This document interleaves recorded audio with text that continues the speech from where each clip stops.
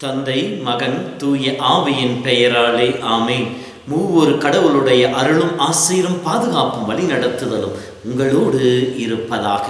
பாஸ்கா காலம் 6வது வாரம் திங்கட்கிழமை. இயேசுவில் என் அன்பார்ந்த சகோதர சகோதரிகளே, திருப்பாடல் 125:1-2 இவ்வாறு சொல்லுகின்றது: ஆண்டவர் மீது நம்பிக்கை வைத்திருப்போர் சீயோன் மலை போல் என்றும் உறுதியாயிருப்பர். எருசலேமை சுற்றி மலைகள் இருப்பதை போல ஆண்டவர் இப்போதும் எப்போதும் தம் மக்களை சூழ்ந்து இருந்து பாதுகாப்பார் என்று வாக்குத்தத்தமாக கொடுக்கப்பட்டிருக்கின்றது. ஆண்டவரின் நம்பிக்கை வைத்திருப்பவர்களை அவர் ஒருபோதும் கைவிடுவதில்லை. ஜோசுவா புத்தகம் 1:9 சொல்லுகின்ற பொழுது, இஸ்ராயேலை அஞ்சாதே, பயப்படாதே, உன் கடவுளாகிய ஆண்டவராகிய நான் நீ செல்கிடங்கெல்லாம் உன்னோடு வந்து உன்னை ஆசீர்வதிப்பேன் என்று வாக்குத்தத்தம் கொடுத்திருக்கின்றார். வாக்கு மாறாத கடவுள். இதோ இன்றைய திருப்பாடலை படிக்கின்ற பொழுது திருப்பாடல் 149:1 இவ்வாறு சொல்லப்படுகின்றது: ஆண்டவர் தம் மக்கள் மீது விருப்பம் கொண்டிருக்கின்றார். நாம் கடவுளால் விரும்பப்பட்டவர்கள். கடவுள் தாம் விரும்பிய தம்மிடம் அழைத்தார் என்று சொல்லி மார்க்கு 3:14 சொல்லுகின்றது. கடவுள் நம்மை விரும்பியவர், நம்மை தம்மிடம் அழைக்கின்றார். எதற்காக? திருப்பாடல் 57:2 சொல்வதை போல நமக்காக யாவையும் செய்து முடிப்பதற்காக, நமக்காக அனைத்தையும் செய்து முடிப்பதற்காக.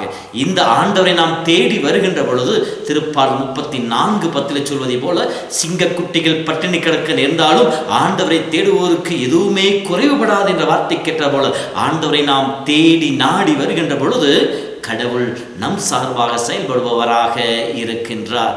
எனவேதான் 1 பேதுரு 5:7 இவ்வாறு சொல்லப்பட்டிருக்கின்றது: உன் கவலைகளை ஆண்டவர் ஒப்படைத்து விடு, அவரையே நம்பியிரு, அவர் உன்மேல் கவலை கொண்டுள்ளார் என்று சொல்லப்படுகின்றது.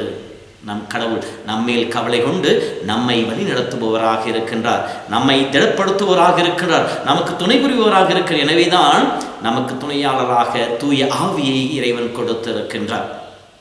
இந்த ஆவியின் வழிநடத்தில் நாம் வழிநடத்தப்படுகின்ற பொழுது நாம் எதை குறித்தும் கவலைப்பட தேவையில்லை. ரோமர் புத்தகம் 8 சொல்லுவார்: ஆண்டவரின் சார்பாக இருக்கின்ற பொழுது, ஆண்டவர் எனக்கு துணையாக இருக்கின்ற பொழுது நான் எதற்காக பயப்பட வேண்டும், எதை கண்டு கலங்க வேண்டும் என்று சொல்வதை போல வாழ்ந்தவர் தான் பவுலடியார். அந்த வாழ்க்கையின் ஒரு உதாரணம் தான் இன்று சொல்லப்படுகின்றது. பவுலடியாருடைய முதல் தூதுரை பயணத்தின் மையமாக இருந்தது அந்தியோக்கியா. அந்தியோக்கியாவையும் அதை சுற்றிய பகுதிகளில் தான் தன்னுடைய முதல் தூதுரு பயணத்தை பவுலடியார் மேற்கொண்டார். இன்று அவருடைய 2வது தூதுரை பயணம் துவங்குகின்றது.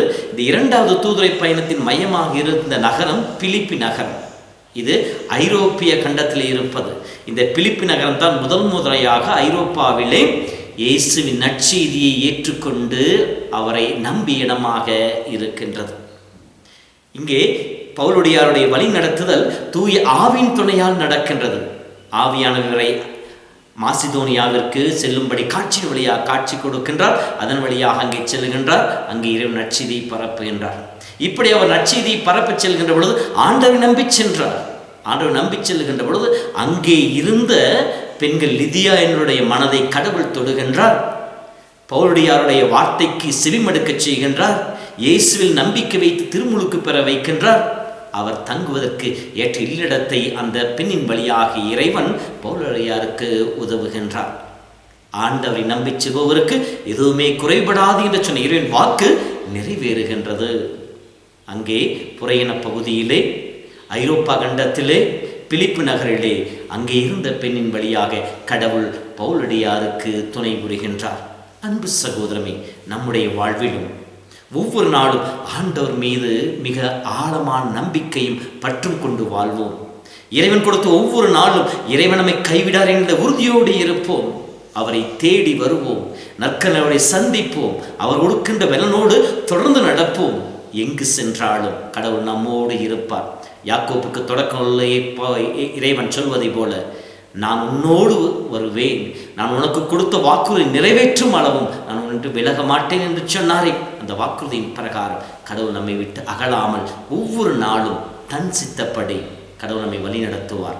இறைவன் கரங்கள் நம்மை ஒப்புக் கொடுக்கின்ற பொழுது ஒவ்வொரு நாளும் வருகின்ற தடைகள், சோர்வுகள், எதிர்ப்புகள் அனைத்தையும் தாண்டுகின்ற பலனை நமக்கு கொடுத்து நமக்கான ஆசிரியரை கொடுத்து நம்மை கடவுள் தேற்றுபவராக இருப்பார். ஆகவே அன்பு சகோதரமே, ஒவ்வொரு நாளும் தூங்குகிற பொழுது கவலைப்படாதீர்கள், சோர்ந்து போகாதீர்கள்.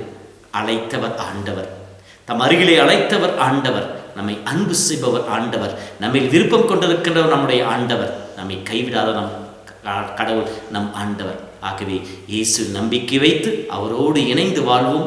ஒவ்வொரு நாளிலும் ஒவ்வொரு நம் மணித்துளியிலும் இறைவனோடு இணைந்து மகிழ்ந்திருப்போம். கடவுள் நம் ஒவ்வொருவரையும் ஆசீர்வதிப்பாராக. ஆண்டவர் உங்களோடு இருப்பாராக.